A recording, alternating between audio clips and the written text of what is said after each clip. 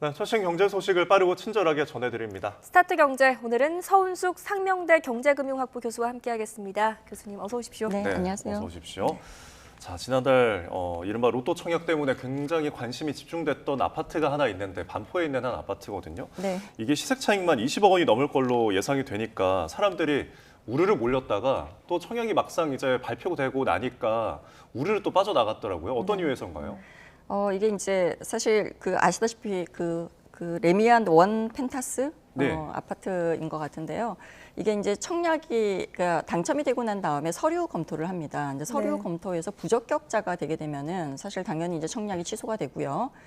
그다음에 또 본인이 직접 계약을 하기 직전에 본인들이 이제 당첨을 포기한 세대도 나오고요. 이렇게 예. 해서 나온 세대가 약 50가구가 나온 것 같습니다. 이게 이제 총 전체 분양 물량이 292가구였거든요. 그러다 예. 보니까 전체 차지하는 비중이 17% 정도로 굉장히 사실 큰 비중이라고 볼 수가 있는 이유 중에 하나가 네.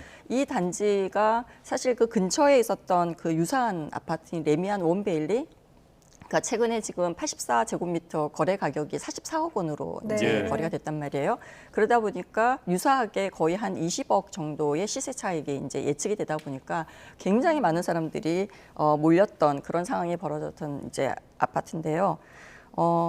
점수 분포를 이제 분석을 했는데 보니까 만점자도 최소 3명이 예. 나왔고요. 그다음에 한 가구를 제외하고는 거의 70점 이상의 가산 점수가 다 모두 나온 걸로 나타났는데요. 네. 우리가 이 만점이라는 이제 84점을 받으려면 어떤 상황이 되어야 받을 수 있냐라고 보면은 예. 본인을 포함해서 7명의 세대원이 15년 동안의 무주택자로 있어야지만 예. 이 점수를 받을 수 있는 아. 상황이 되는 네. 겁니다. 이제 대가족이 그러다 보니까 주택이 없이요. 그렇죠. 일각에서는 이제 위장 전입의 의혹이 어. 이제 제기가 되기도 했고요. 그다음에 실제 사실 그 부모와 살고 있지 않은데 그 주민등록을 이동해서 예. 주소지 이전해서 그 부양 가족 수를 늘리는 방법은 예전부터 굉장히 좀 불법적으로 많이 사용하는 방법 중에 하나입니다. 네. 그래서 이제 이렇게 하다 보니까 정부가 사실 전체적으로 그 당첨된 세대들을 대상으로 이러한 부분들을 조사를 하겠다라고 이제 선언을 지금 한 상태고요. 네. 예. 그래서 서류 검토 과정에서 부적격자도 나오고 또 이제 이러한 정부의 그 적극적인 그 검토 의견이 나오면서 스스로 당첨을 포기한 사람도 나오고요. 그다음에 이제 이 아파트가 특징이 후 분양 특징이기 때문에 네. 사실 당첨이 되고 난 다음에 3개월 내에 이 굉장히 큰 돈을 마련을 해야 되는데 이제 보통 자금 조달 예.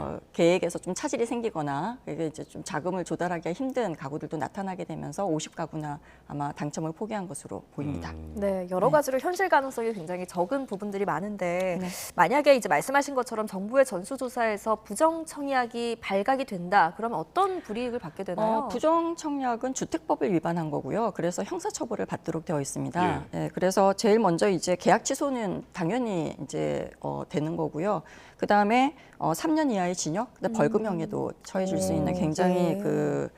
큰 그 벌 중에 하나고요. 그리고 향후 10년간 그 재청약할 수가 없습니다. 아, 그렇군요. 네. 그리고 이제 우리가 주의해야 되는 것은 아파트 청약을 포기할 경우에도 불이익이 있거든요. 예. 네. 그래서 형사처벌 대상은 아니지만 청약 통장 재사용이 제한이 되고 최대 10년간 재당첨이 제한이 된다는 부분도 있고요. 무순위 청약도 아마 우리가 이제 하기가 굉장히 신청하기가 어려운 상황이 될 겁니다. 예. 네. 사실 이렇게 청약 시장이 좀 과열되다 보니까 최근에 부동산이 굉장히 각광을 받고 정부에서 좀 고민이 많은 것 같아요. 그래서 지금 아까 언급하신 무순위 청약제도 개편을 좀 추진한다는 소식이 전해졌는데 네. 결국엔 이 청약 요건이 좀 강화되는 쪽으로 재편이 될까요? 네, 이 무순위 청약 제도라는 것이 1, 2차 청약에서 사실 잔여 물량이 나오게 되면은 거기에 이제 청약을 신청을 할 수 있는 이제 방식인데요. 예. 과거에는 이제 무주택자들만 청약에 가입할 수 있도록 되어 있었고 또 이제 2021년도에는 조금 더 강화돼서 그 지역 내에 무주택자들만 가입하도록 되어 있었거든요. 예. 근데 이제 이게 부동산 시장이 굉장히 한동안 또 침체가 되면서 지난해 2월에 자격 조건을 굉장히 완화를 했습니다. 근데 이제 다시 청약 시장이 굉장히 지금 활기를 띠고 있고 굉장히 많은 사람들이 몰리게 되면서 정부가 이제 다시 이 부분을 강화하겠다라고 했는데요. 이유가 어떻게 보면은 그 주택 청약, 무순위 청약 제도 자체가 또 이제 우리가 청약 제도의 취지 자체가 무주택자들이 안정적인 주거를 좀 도모할 수 있도록 제도를 만든 게 이제 주요 취지란 말이에요. 네. 그러다 보니까 그러한 취지에 좀 부합되도록 아마 강화를 더 하지 않을까 생각을 하고 있습니다. 말씀하신 대로 지금 최근 청약 시장이 활기를 띠고 있는데 이것과는 달리 지금 청약 통장에 가입하는 사람들의 수는 또 줄어들고 있다고 합니다. 네. 이거에 대한 배경은 뭐라고 사실 생각할까요? 어떻게 보면은 이제 분양 가격이 우리가 예전에 생각하던 분양 가격과 좀 다르게 굉장히 이제 비싸지고 있고요. 네. 또 당첨 가점도 처음에 제가 설명드린 것처럼 굉장히 높아지고 있는 상태고 네. 어떻게 보면은 청약 통장을 굉장히 오랫동안 가입한 상태로 가지고 있는 것 자체만으로는 사실 당첨 가능성이 굉장히 낮다 보니까 청약 통장 무용론 이런 것들이 지금 좀 나올 수 분위기가 있겠네요. 나타나고 네. 있어서요. 사실 이제 데이터를 한번 보면은 청약 통장 가입자 수가 시간이 가입 해지 수가 시간이 지나면서 계속 늘어나고 있습니다. 그래서 한국부동산원에 이제 따르면은 지난달 그 주택 청약 종합통장 가입자 수가 지난달 6월 달에 비해서 굉장히 크게 줄어들었고요. 그러니까 해지를 굉장히 많이 한 거죠. 네. 네. 이게 이제 전년 대비로는 34만 7천 명 정도가 감소한 수치로 우리가 예. 볼 수가 있습니다. 그렇습니다. 지금 이제 분양과 청약 시장에 대해서 저희가 짚어봤는데 연장선으로 부동산 거래 이야기를 좀 해볼게요. 네. 서울에서 좀 아파트 거래가 많이 나타나고 있는데 이 가운데 지금 절반이 상승 거래 비중이 넘었다라는 또 소식이거든요. 네. 근데 이 서울의 상승세가 좀 수도권으로 확산하는 분위기인 것 같아요. 네, 이게 이제 아파트 거래에서 수도권 비중이 올해 이제 1월 37.6%였거든요. 예. 이게 이제 6월에 55.5%까지 계속해서 늘고 있고, 그다음에 반년 사이에 보면 한 15% 포인트 정도 늘어난 것으로 이제 수치가 이제 제시가 되었어요. 네. 그래서 또 이제 전체 매매 건수 중에서 그 수도권 비중이 50%를 넘어선 것은 이제 지난 2021년 2월 이후에 지금 처음이거든요. 그래서 좀 예의주시를 하고 있는 것 같고요. 부동산 가격의 이 확산세에 대해서 특히 이제 서울 아파트가 22주 지금 연속 상승세를 지금 네. 보이고 있습니다. 그리고 올해 1월부터 6월까지 거래 건수를 보면은 이 기간 동안 3배 가까이 증가한 것으로 나타났고요. 이러한 추이가 지금 7월 달에도 계속 유지가 된 것으로 보여지고 있습니다. 네. 그리고 이제 서울 같은 경우에는 그 상승 거래 비중을 우리가 한번 보면은 6월에 50.3%, 그러니까 반 이상이 이제 상승한 가격으로 거래가 됐다는 네. 뜻이고요. 이게 이제 7월에 51.7%로 이제 계속 이런 추세를 보이고 있다 보니까 또 이제 한 가지 좀 우리가 특징적으로 볼 수 있는 데이터가 상승 거래 비중이 50%를 넘어선 자치구를 보면은 예. 지난 5월에 4곳이었단 말이에요. 네. 근데 이제 6월에 14곳, 7월에 17곳까지 이제 늘어나네요. 늘어나면서 서울 대부분 지역으로 이게 상승세가 좀 확산되고 있다라고 우리가 좀 해석을 할 수가 있고, 이러한 추세가 과천과 성남 분당구 중심으로 점차 확산되고 있는 것으로 파악이 되고 있습니다. 네, 예. 방금 말씀해 주셨듯이 지금 집값 상승세가 서울뿐만이 아니고 수도권, 경기권까지도 확산하고 있습니다. 지금 이런 전망 어떻게 좀 보세요? 사실 근데 이러한 현상이 좀 전국적으로 나타나고 있는 현상은 우리가 아니라고 볼 수가 있거든요. 네. 그래서 어떻게 보면은 지방과 이제 수도권의 그 주택 가격의 양극화가 조금 더 심화되고 있는 추세다라고 우리가 해석을 좀 할 수가 있고요. 그러니까 왜냐하면 지방의 경우에는 미분양 주택이 좀 늘어나고 있고 집값은 좀 하락세를 보이고 있는데 반해서 수도권은 지금 방금 설명을 드린 것처럼 상승세를 계속 보이고 있다 보니까 양극화가 조금 더 심화되는 것으로 이제 해석을 할 수가 있고요.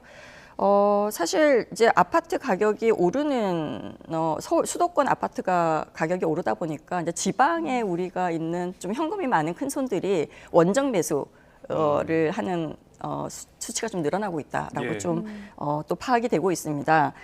일단은 이제 그 수도권 아파트도 보면은 입지가 좀 좋은 아파트, 대단지 등 중심으로 집값 상승세가 지금 나타나고 있고요. 이게 네. 우리가 흔히 얘기하는 똘똘한 한 채 위주로 가격이 올라가고 있다라고 우리가 얘기를 하고 있고요. 근데 이러한 상승세가 2017년에서 2021년 사이에 보였던 그러한 상승 분위기하고는 약간 다릅니다. 네. 네. 왜냐하면은 집값의 상승된 가격이 우리가 소득 대비해서 너무 높고요, 지금. 예. 그리고 이제 그 조정되는 기간이나 가격의 그 조정폭 소폭도 좀 그때랑 비교해서는 굉장히 작습니다. 그래서 서울도 구축보다는 사실 신축 위주로 아. 또 이제 랜드마크 아파트, 대단지 아파트 위주로 좀 수요가 늘고 있어서 우리는 이제 이거를 다주택자들이 주택을 더욱 많이 구입한다라고 하기보다는 좀 실수요 위주로 네.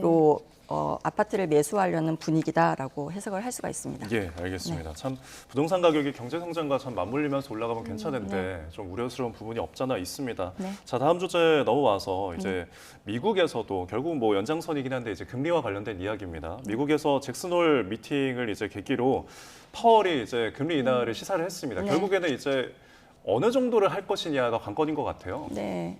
사실 이제 잭슨홀 미팅에서 그 파월 의장이 한 얘기를 잘 들어보면은 이제 네.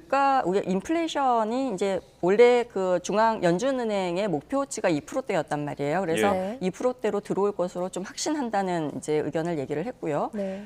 그리고 마찬가지로 우리가 고용시장의 하방 위험, 그러니까 이제 고용시장이 굉장히 안 좋아지는 것에 대한 대비를 적극적으로 하겠다라고 이제 발표를 했기 때문에 금리 인하는 이제 좀 앞으로 다가왔다라고 할 수 있는데 예. 그럼에도 불구하고 여전히 물가 상승이 완전히 안정적이냐라고 보기에는 좀 여전히 불안한 요소들이 있고요. 그다음에 또 이제 그 경제의 흐름이나 이런 것들을 보면서 아마 중앙은행이 예. 조정을 할 가능성이 큽니다. 그래서 우리가 흔히 얘기하는 것처럼 50bp 이상의 그러니까 빅컷 빅컷, 예. 예, 위주로 이제 되는 것보다는 경제 흐름을 전체적으로 보면서 소폭 인하하는 그러한 25bp 정도 인하할 것으로 한 계단씩. 네, 예. 할 것으로 보여집니다. 네. 알겠습니다. 뭐 사실 우리로서는 한국은행이 금리 인하 언제 시작할지가 네. 관심인데 어떻게 좀 전망을 하십니까?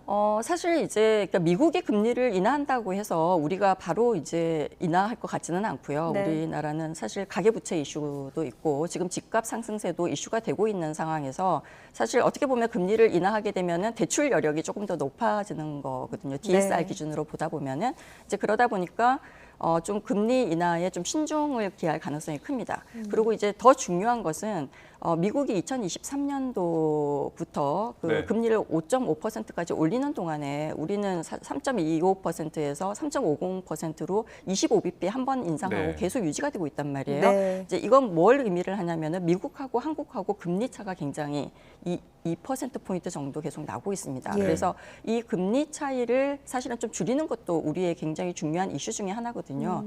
그래서 한국은행이 이제 사실 어떻게 보면은 인하할 압박을 좀 받고는 있지만 여전히 그 미국하고 금리 차이 때문에 여력은 좀 있다라고 우리가 볼 수가 있겠죠. 예, 네. 알겠습니다. 자, 끝으로 이번 주 증시 전망 해보도록 하겠습니다. 지난주에는 굉장히 이런 금리 인하 기대감 때문에 많이 올랐잖아요. 네. 어떻게 볼 수 있을까요? 뭐 당연히 이제 금리 인하 시사를 하면서 그 뉴욕의 우리 3대 지수가 전부 다 올랐습니다. 네. 그래서 큰 폭으로 올랐고요.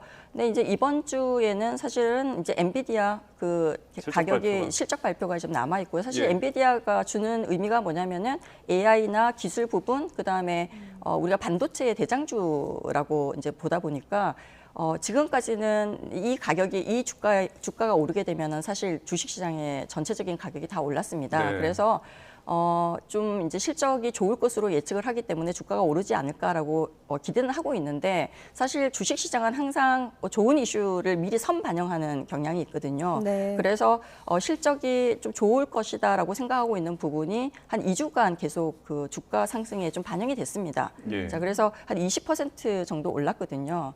그래서 이제 그런 계속 지속적으로 상승하는 데는 어느 정도 조금 제한이 있을 것 같고요.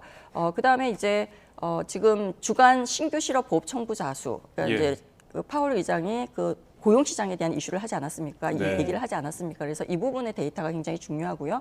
GDP 성장률, 잠재 성장률도 또 발표가 지금 앞두고 있고요. 7월 개인 소비 그 지출 PCA 가격 지수 또 이제 발표를 앞두고 있습니다. 이제 이런 부분들이 전체적으로 또 어떻게 보면은 미국의 금리 인하하고 직접적으로 연결된 부분이기 때문에 이런 부분들을 같이 아마 보면서 주식시장도 같이 반응하지 않을까 생각합니다. 알겠습니다. 네, 알겠습니다. 여기까지 듣겠습니다. 네. 지금까지 서은숙 상명대 경제금융학부 교수와 함께했습니다. 네. 잘 들었습니다. 네. 고맙습니다. 네, 감사합니다.